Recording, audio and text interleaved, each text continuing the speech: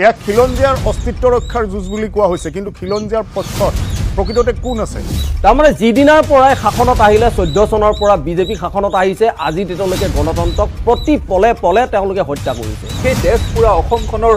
সম্পৰ্কে আপোনালোকৰ ধাৰণা স্পষ্ট কিয় আজিলৈকে নকৰিলে? কোনখন মুখেৰে আপোনালোকে অসম আন্দোলনৰ কথাক লৈ ৰাজনীতি কৰে? এতিয়া বিজেপি গেৰুৱা দলত গৈ পেলাই যি আক্ৰোশমূলকভাৱে বিভিন্ন জাতি জনগোষ্ঠীৰ লগত যি ধৰণৰ কাম কৰি আছে, ইয়াৰ দ্বাৰা সকলো জাতি জনগোষ্ঠী তেখেতৰ ওপৰত অসন্তুষ্ট। আপোনালোকে মেহবুবা মুফতিৰ লগত ক্ষমতাৰ কাৰণে ৰাজনীতি কৰিব পাৰে, আমি কংগ্ৰেছৰ লগত কেৱল ক্ষমতাৰ কাৰণে ৰাজনীতি কৰিব অহা নাই। খিলঞ্জীয়া মানুহৰ সংস্থাপিত কৰাত কংগ্ৰেছ বা আদি কৰি বিৰোধী দলে কেতিয়াও আমাক বাধা দিব নোৱাৰে। 26 কেন্দ্ৰিক যিখন যুঁজৰ কথা এতিয়াৰে পৰা আমি গৌৰৱ গগৈৰ মুখত শুনিছোঁ, এই যুঁজক লৈ দৰাচলতে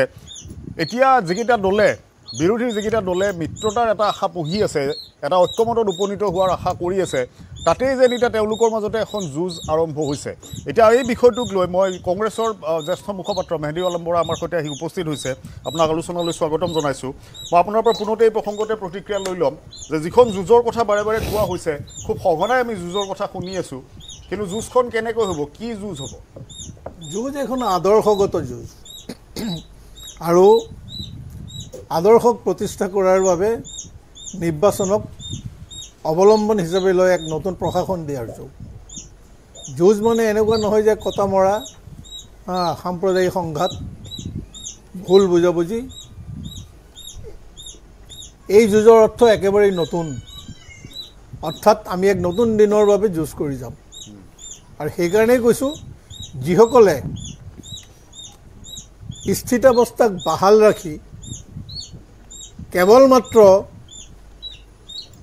সীমিত সংখ্যক মানুহৰ বাবে এটা ব্যৱস্থা গঢ়িব বিচাৰিছে, তেওঁলোকৰ বিৰুদ্ধে এই যুঁজ। কাৰণ আজি খিলঞ্জীয়াৰ শ্লোগান দি যিবোৰ কাম কৰা হৈছে, আমি বিশ্লেষণ কৰিলে কি দেখা পাওঁ? য'ত আজি মাটি উচ্ছেদ হৈছে, সেই মাটি কাক দিব? হয়, যদি খিলঞ্জীয়াৰ তালিকা এখন লৈ পেলাই ক'লেহেঁতেন যে এইসকল লোকক আমি সংস্থাপন কৰিব বিচাৰিছোঁ, তাকে নকৰি কি কৰিছে? আদানী, আম্বানী, পতঞ্জলিকে আদি কৰি হয় উদ্যোগ লাগে, কিন্তু অপৰিকল্পিতভাৱে মানুহক উচ্ছেদ কৰি যি উদ্যোগ গঢ়িবলৈ গৈ আছে, সেই উদ্যোগৰ লক্ষ্য উদ্দেশ্য স্পষ্ট হ'ব লাগিব। কিন্তু আজি দেখা গৈছে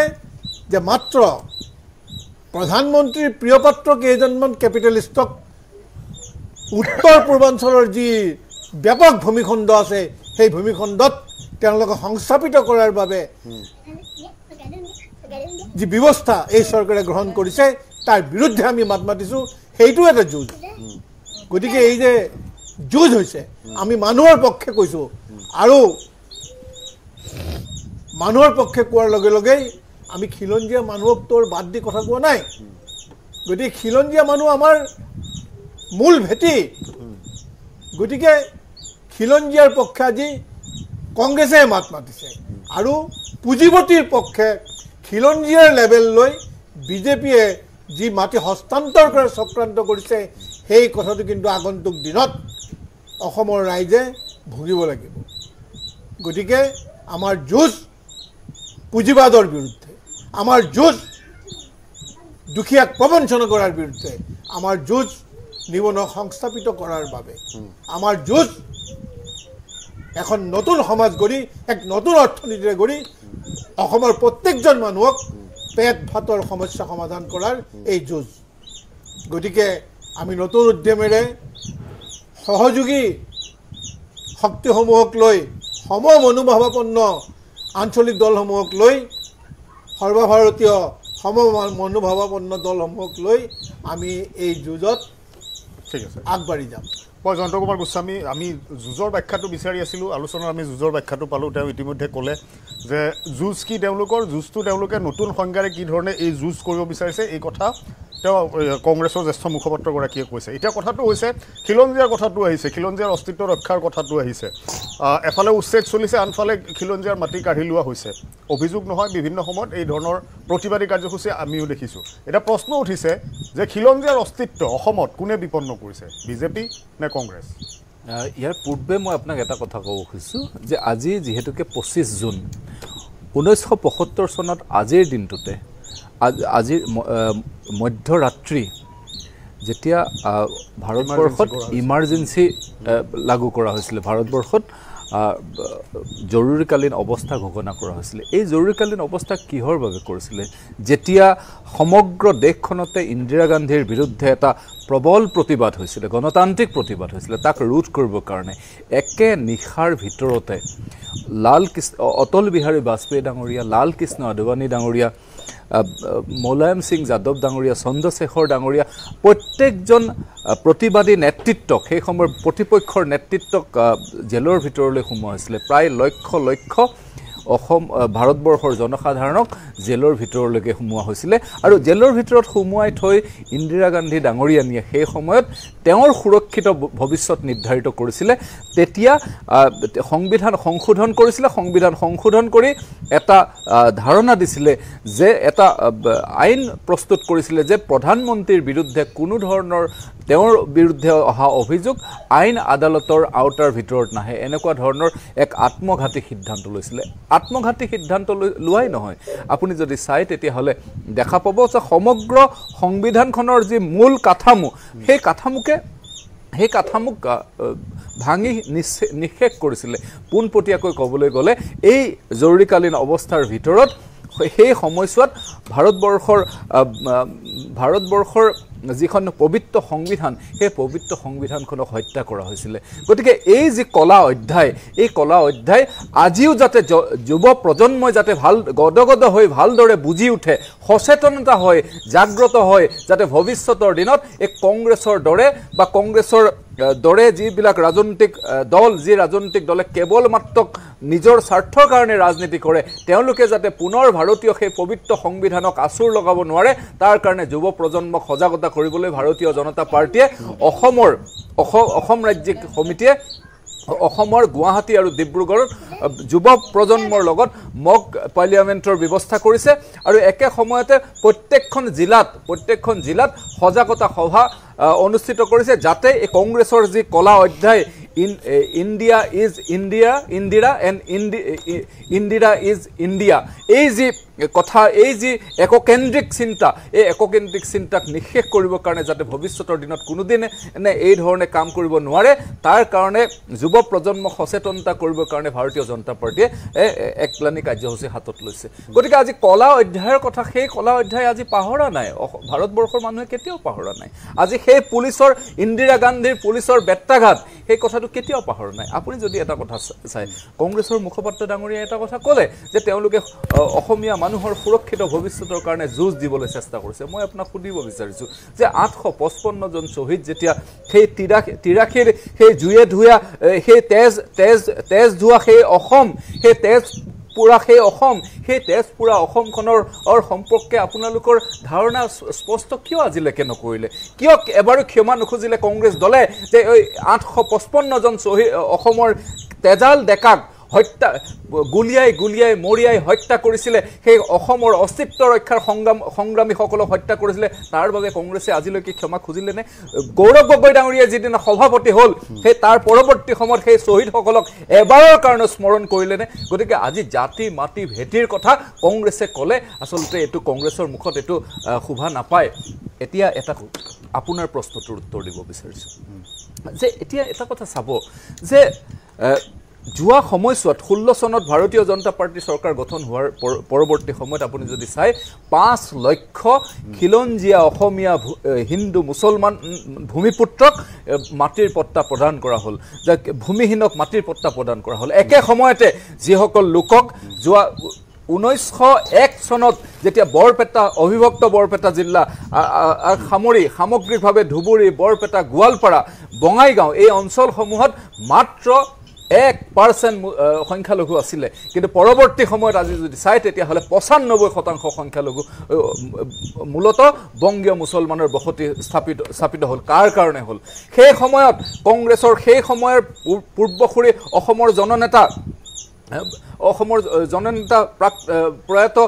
ভাৰতৰত্ন গোপীনাথ বৰদলৈ ডাঙৰীয়াৰ নেতৃত্বত নিশ্চিতভাৱে এই পমুৱা মুছলমানক অসমৰ পৰা বাহিৰ কৰাৰ ব্যৱস্থা হৈছিলে কিন্তু পৰৱৰ্তী সময়ত কি হ'ল যেতিয়াই চৰকাৰ হিতেশ্বৰ শইকীয়াৰ চৰকাৰ আহিলে পৰৱৰ্তী সময়ত তৰুণ গগৈ ডাঙৰীয়াৰ চৰকাৰ আহিলে অসমৰ জংঘল অসমৰ ফৰেষ্ট অসমৰ চৰকাৰী ভূমি এই সকলো পমুৱা মুছলমানৰ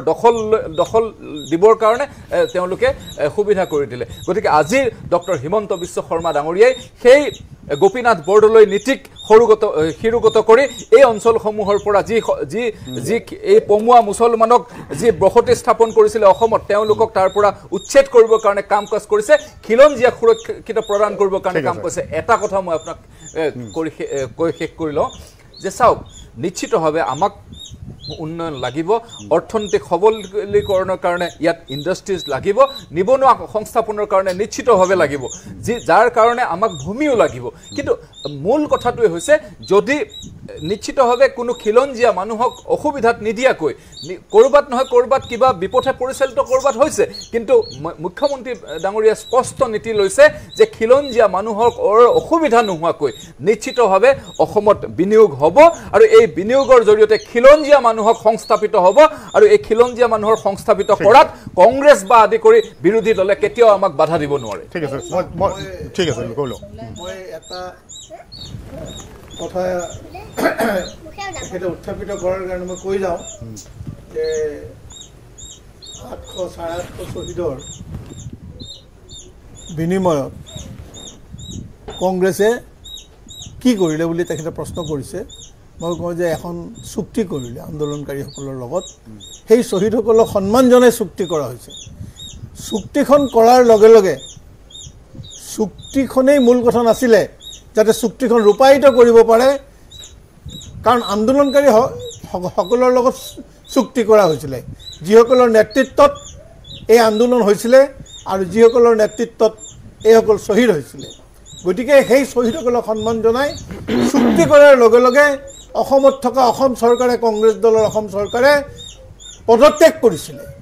যাতে নতুন নিৰ্বাচনৰ জৰিয়তে এই চুক্তি ৰূপায়ণৰ বাবে তেখেতসকলে ব্যৱস্থা গ্ৰহণ কৰিব পাৰে আন্দোলনকাৰী পক্ষই গতিকে অসমৰ ৰাজনৈতিক বুৰঞ্জীত এইটো এটা ইতিহাস যে হিতেশ্বৰ শইকীয়া নেতৃত্বাধীন ৰাজ্যিক চৰকাৰে পদত্যাগ কৰাৰ পিছত ইয়াত নিৰ্বাচন তাৰপিছত কি হ'ল ঠিক আছে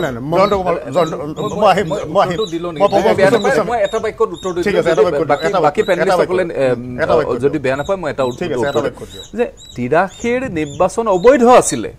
সেই নিৰ্বাচন জোৰ কৰি কংগ্ৰেছে চৰকাৰ গঠন কৰিছিলে আৰু সেয়া নিশ্চিতভাৱে তেওঁলোকে পদত্যাগ কৰিবই লাগিব আৰু দ্বিতীয় কথা অসম চুক্তি কৰিলে ঠিকেই বিদেশী বহিষ্কাৰৰ কাৰণে আইএমডিটি আইন আনিলে আইএমডিটি আইন আনিলে সেই কলা আইন আনিলে আৰু বিদেশী সৰ্বকালৰ কাৰণে আমাৰ দখলসকলে জানে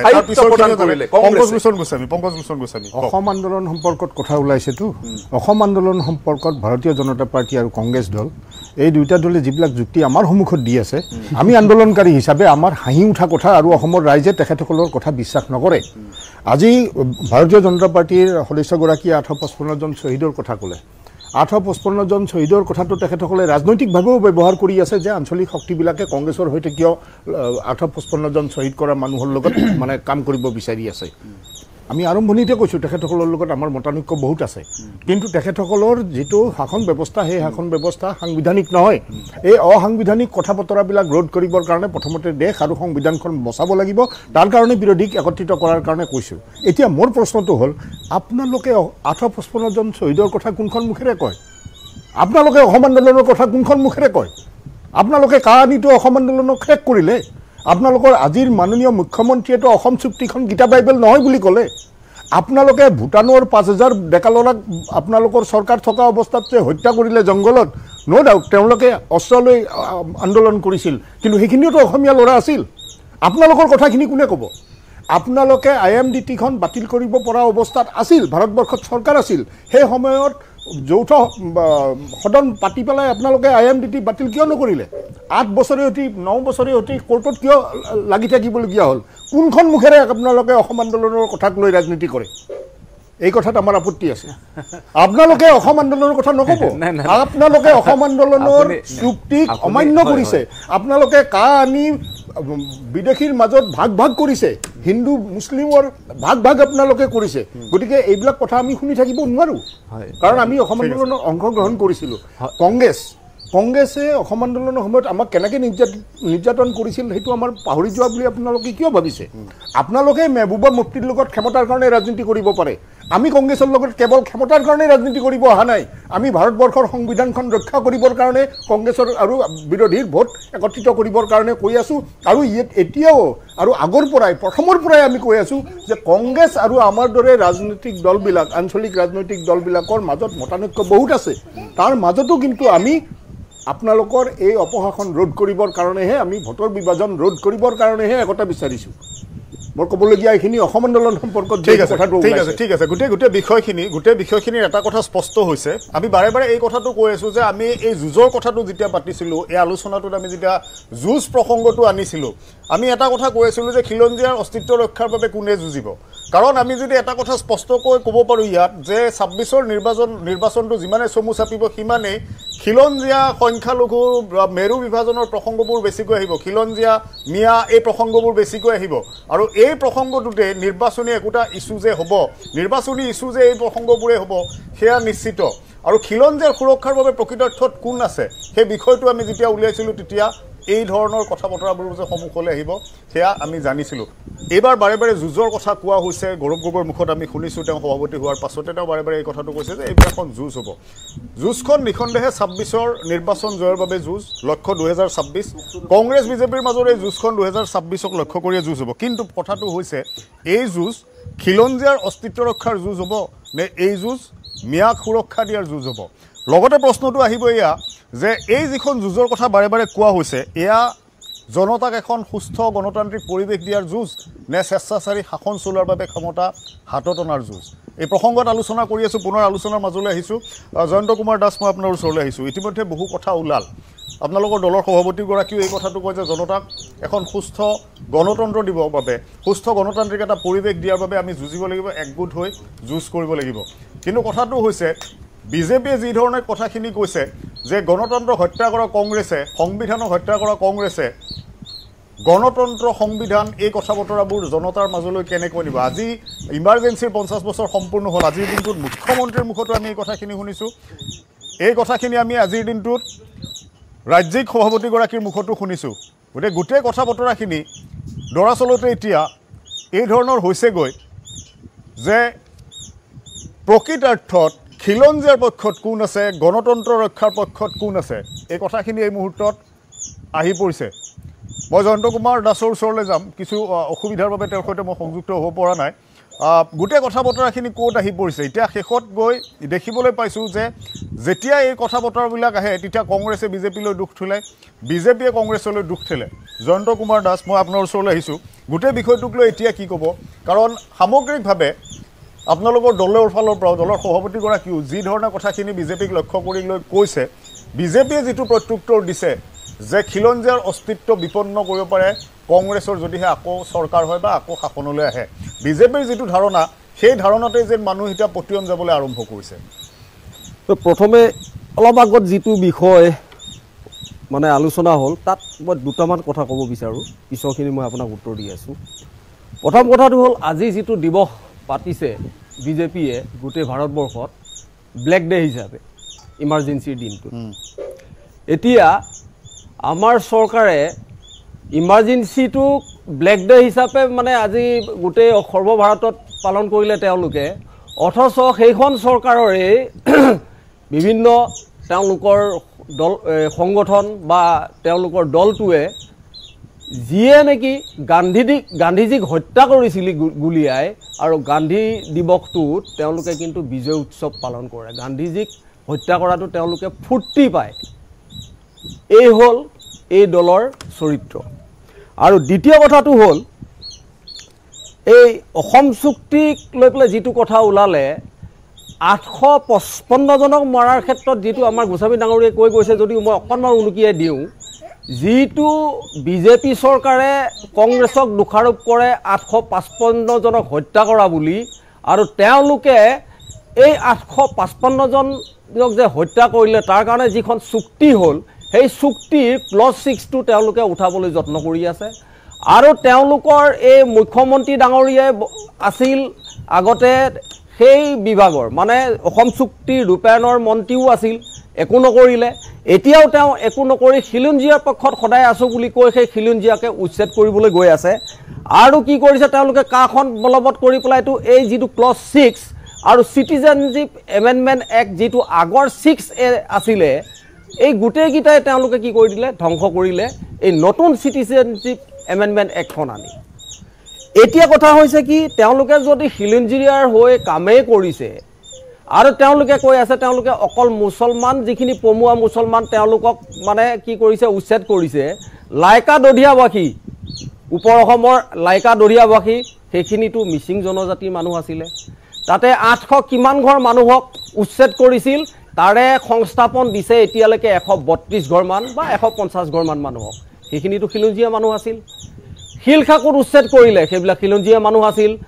তাৰ আগত শিলখাকুৰ আগত আমচিঙত এখন ৰেভিনিউ ভিলেজ আছিল সেইখনো উচ্ছেদ কৰিলে সেইবিলাকতো খিলঞ্জীয়া মানুহ আছিল